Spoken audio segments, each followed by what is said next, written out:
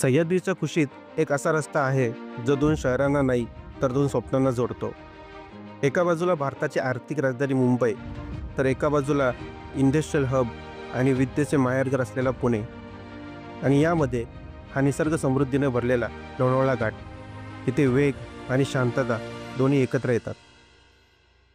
याच लोणावळ्याजवळ असलेला नागपणी कडा आपल्याला लांबूनच बघायला मिळतो, जो पुणे मुंबई मिसिंग लिंकच्या अगदी समोर आहे.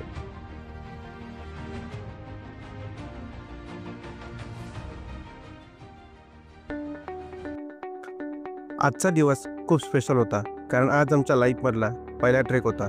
आणि त्याहूनही स्पेशल होतं तिथं चाललं होतं ते ठिकाण नागफणी, ड्यूक नोज.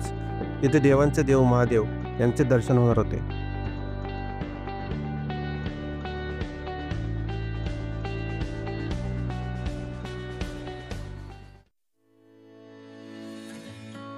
या कड्याचा ट्रेक सुरू होतो तो कुरवंडे गावापासून.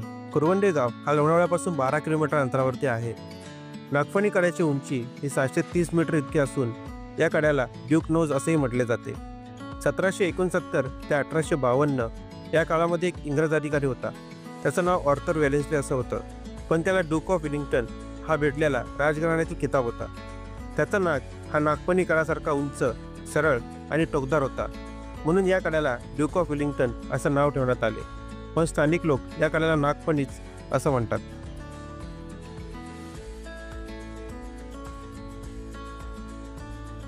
ट्रेकचा रस्ता हा शांत, हिरवळ, पक्ष्यांचा आवाज असा मन शांत करून टाकणारा आहे.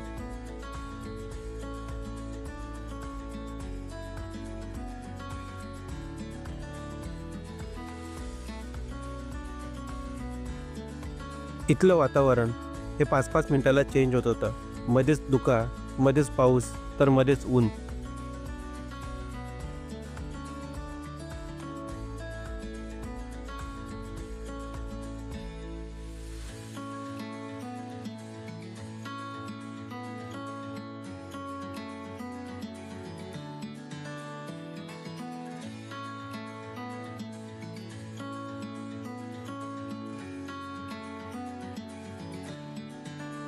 ट्रेकचा बराच रस्ता तसा सरळ आहे, पण एका पॉईंटवरती आल्यावरती चढाई सुरू होते.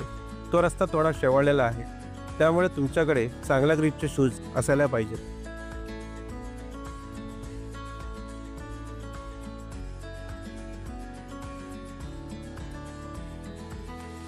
या कड्याचा ट्रेक हा जवळपास तासभराचा आहे, पण प्रत्येकाच्या एक्सपिरियन्सनुसार हा कमी जास्त होऊ शकतो. पण वेळेचं बाजूला ठेवलं तर जो नजारा बघायला मिळतो तो शब्दामध्ये व्यक्त करता येत नाही. सह्याद्री कधीच कोणाला नाराज करत नाही. अशक्य सुंदर अशी ही सह्याद्री.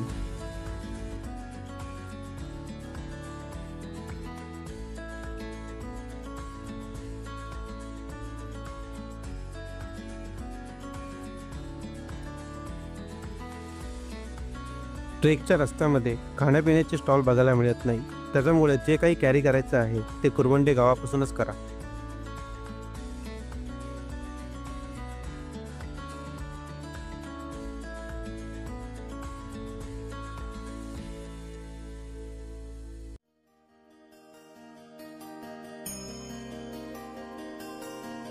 पंधरा ते 20 मिनिटाच्या कठीण चढाईनंतर आपण कड्याच्या माथ्यावरती पोहोचतो.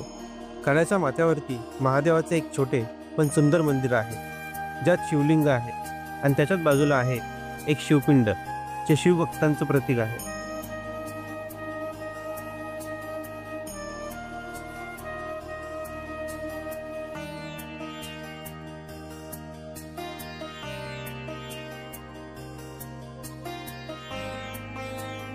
खरंच तिथली जी शांतता होती ती प्रत्येकाने अनुभवली पाहिजे.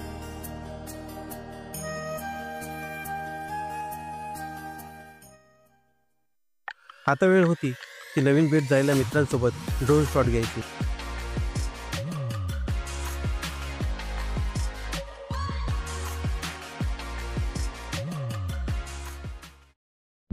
पण ड्रोन शॉट घेत होतो तेवढ्यात धुक्याने चादर ओढून घेतली, त्यामुळे जास्त ड्रोन शॉट घेता आले नाही.